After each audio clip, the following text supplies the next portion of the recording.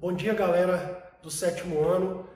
Hoje vamos dar continuidade ao capítulo 5, né? Aquele sobre saneamento básico. Hoje vamos falar do restante lá, daquelas quatro partes mais importantes do saneamento, né? Hoje nós vamos terminar, então, esse capítulo. Vamos finalizar, ok? Bom dia, pessoal. Então, vamos dando continuidade aí ao capítulo 5, né? Da apostila de filosofia, apostila de cidadania.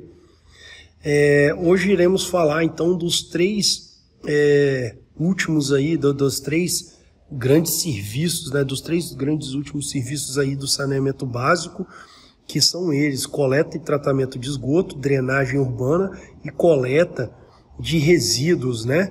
Quem não sabe aí, então, a coleta e tratamento de esgoto seria justamente aqueles tubos, né, que são colocados lá os encanamentos e os tubos que são colocados nas ruas para poder alocar o esgoto que é gerado, os resíduos que são gerados na sua casa. Então você tem lá o banheiro, e o banheiro, a cozinha e tudo mais, e isso tudo gera resíduos, né? Você lava a louça, você toma um banho e tudo mais. E esses resíduos eles são jogados em algum lugar, e a gente chama esse lugar justamente da coleta e do tratamento de esgoto. A drenagem urbana seria justamente a drenagem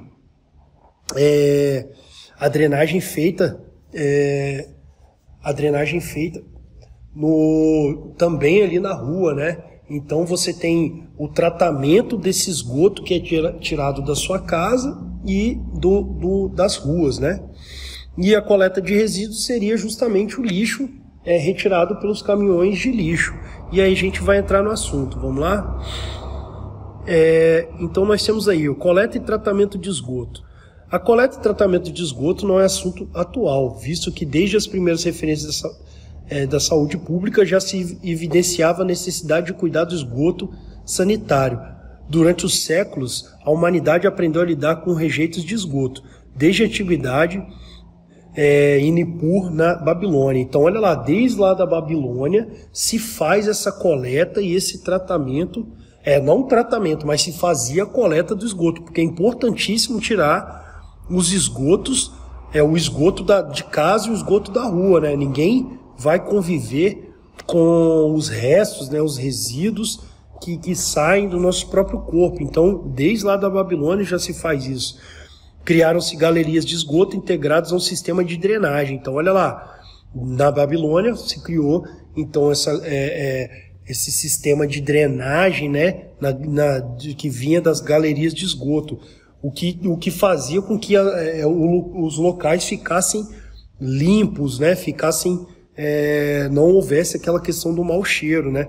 No último vídeo eu citei, né, aquela questão de Vila Velha, que nós temos aí o esgoto a céu aberto, que nós chamamos de valão, né? Que é algo terrível. A coleta e tratamento de esgoto avançou ao longo dos anos, mas ainda não chegou a todos. Os serviços de saneamento básico não estão disponíveis a 4,5 bilhões de pessoas. Então, olha lá, no mundo, 4,5 bilhões de pessoas não têm acesso a essa coleta e tratamento de esgoto, né? Significa que 6 a cada 10 pessoas no mundo não contam com algum dos seus 4 serviços, ok? Segundo estabelecidos nos 17 Objetivos de Desenvolvimento Sustentável da ONU, o acesso à coleta de esgoto é lento, sendo um dos itens que mais interfere em sua meta de universalizar os serviços de saneamento básico no mundo até 2030. Então, é aquela ideia. A ONU acha, então, que esse seria o mais difícil, né, o ponto mais difícil aí do saneamento básico de se trabalhar, porque esse acesso e coleta ao esgoto é lento, né, é demorado, porque não sei se vocês já viram aí as obras, vocês saem de carro com os saíam, né, porque nós estamos no isolamento, mas você anda nas ruas, aí você viu que tem aqueles buracos tem a prefeitura, ela abre um buraco no meio da rua e começa a colocar lá as manilhas, né? Coloca aqueles tubos, né? Tem até uma foto aí, depois, no próximo slide, vocês vão ver, que são os tubos onde vai ser feita a drenagem, né, a coleta desse esgoto. Isso é um trabalho lento, dificílimo, porque ele atrapalha, né, as vias urbanas. E além disso, como é que o cara... tem algumas casas que não tem esse preparo, né, não tem uma tubulação que joga direto lá, ou então algumas casas jogam direto na rua, né, esse esgoto. Então você tem todo um trabalho de modificação que é lento, demorado e custoso, né? Ele demanda muito dinheiro. No Brasil, o esgotamento sanitário não alcança metade da população, o equivalente a 100 milhões de pessoas. O problema atinge municípios mais pobres, como Ananindeua, mas também capitais como Manaus e Belém. Nesses dois últimos, o índice de coleta de esgoto não chega a 13%. Então, olha lá, alguns municípios do Brasil, então metade do Brasil não tem acesso a coleta e tratamento de esgoto, né? A maioria desses municípios são municípios pobres, mas grandes capitais também não têm acesso a essa coleta e esse tratamento de esgoto.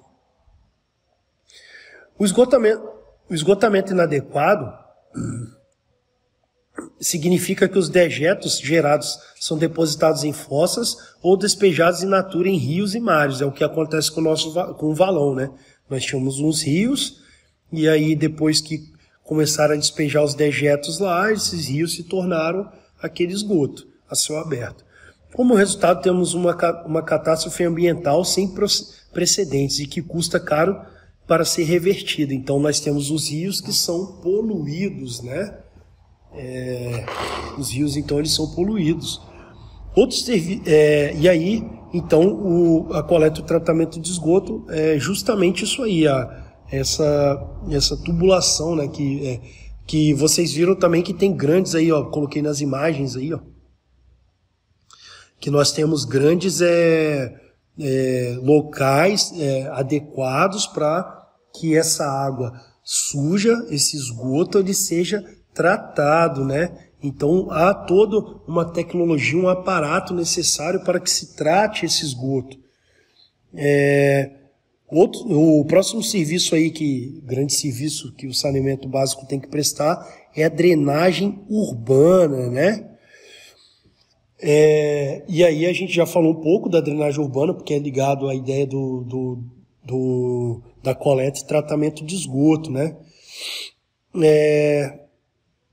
A drenagem urbana é responsável por lidar com águas da chuva, serviço que aparentemente trata-se de uma simples pavimentação, tem fortes implicações na natureza, no planejamento urbano e até no próprio ciclo hídrico. Então olha lá, além de você ter uma tubulação para levar o esgoto para locais de tratamento, você também tem uma tubulação para coletar as águas da chuva, o que é interessantíssimo, né? Já que essas águas elas podem ser reutilizadas, as águas da chuva que são captadas, além de acabar com o problema das enchentes, né? Então você tem aquele bueiro lá, aquele bueiro teria que ser responsável por captar as águas da chuva, né? Para que essa água pudesse ser reutilizada, né?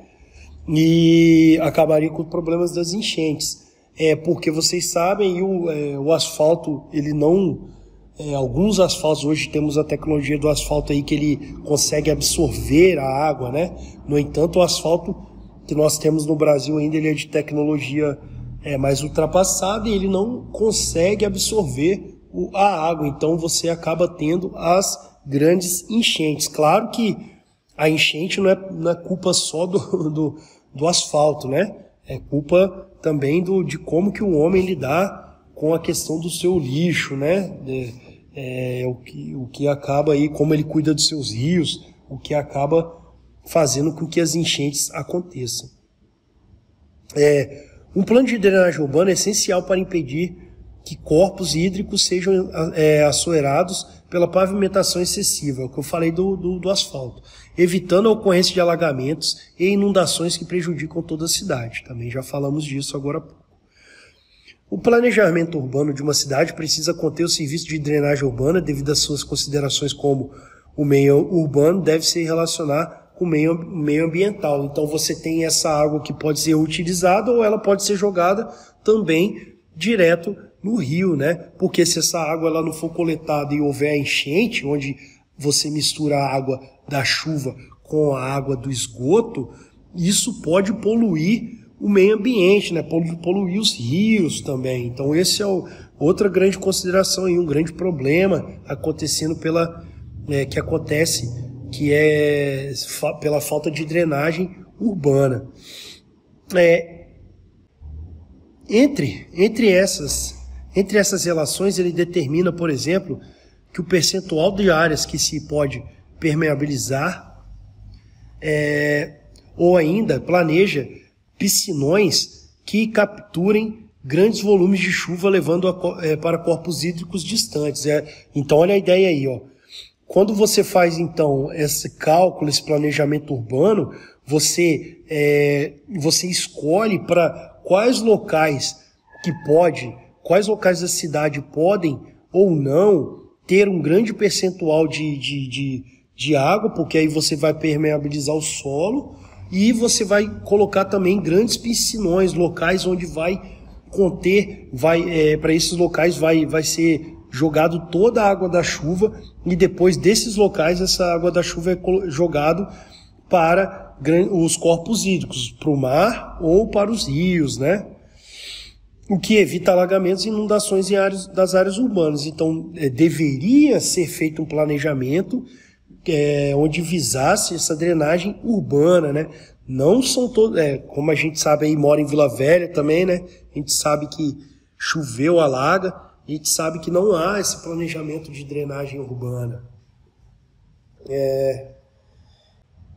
E ainda a drenagem urbana pode interferir no ciclo hídrico, como aconteceu em Brasília em 2015. O assoreamento dos rios interferiu no ciclo das águas, levando à escassez das chuvas. Então, olha lá, vocês já aprenderam isso aí em ciências, que é o básico, a ideia da evaporação da água, né? Então, você tem a água do rio, ao aquecimento, essa água evapora, se torna nuvem, o que faz chover, né? A nuvem, então, faz chover. E aí, má drenagem urbana pode levar também à escassez de chuva, porque se a água não vai para o rio, como é que ela vai evaporar para se tornar nuvem? Então pode acontecer igual aconteceu em Brasília, onde o assoreamento levou os rios lá a não terem muita água, porque a água da chuva ela não era direcionada para os rios mais, e fez com que houvesse uma grande seca, né, uma escassez de chuva por conta do assoreamento.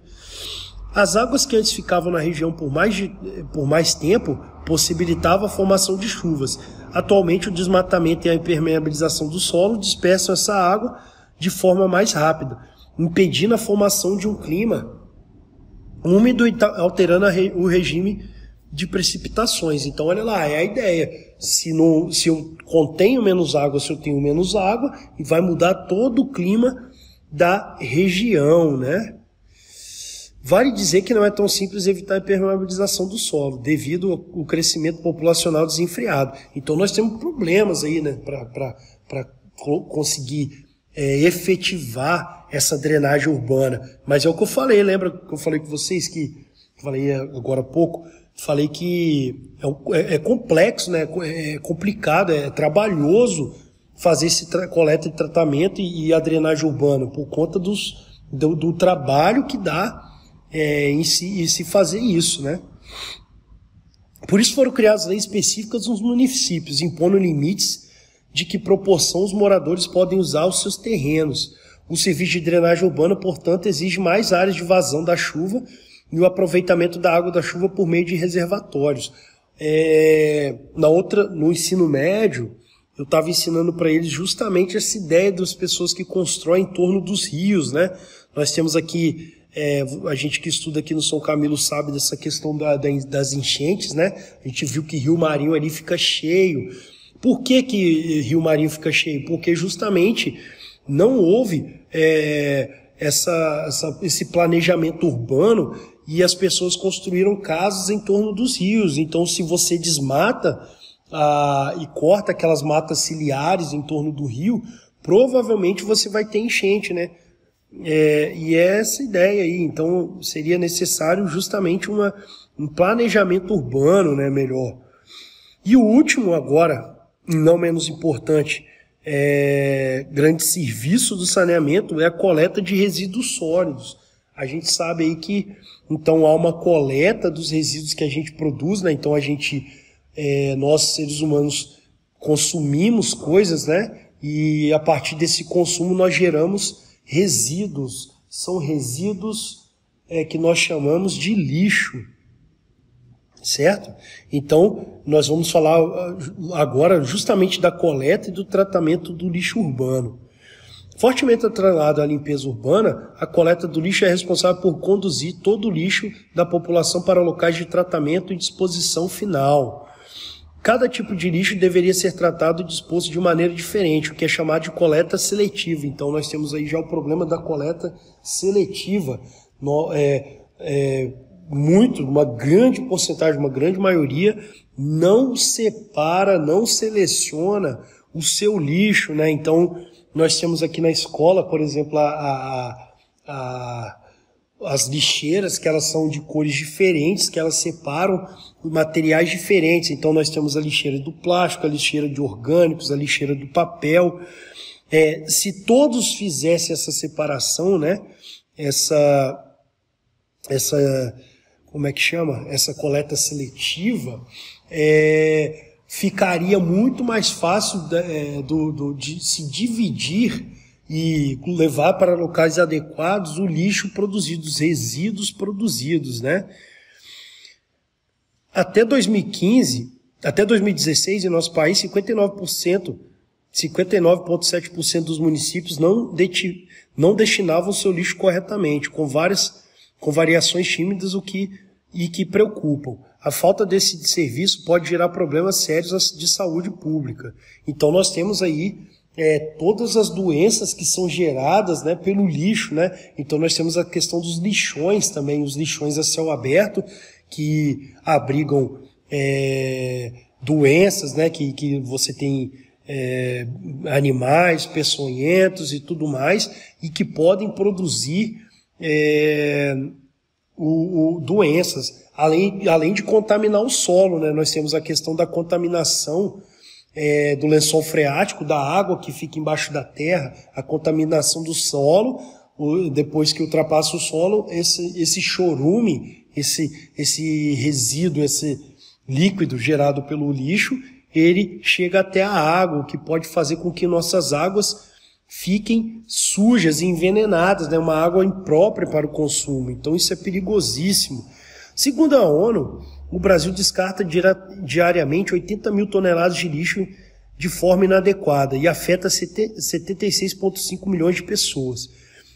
Os chamados lixões disseminam doenças e infelizmente acabam servindo de fonte de renda para famílias necessitadas. Contudo, é na coleta e tratamento de resíduos sólidos onde reside um dos maiores potenciais para a economia circular. A mesma tenta inibir a produção de lixo e reaproveitá-la como matéria-prima em outros processos. É a ideia da reciclagem, né?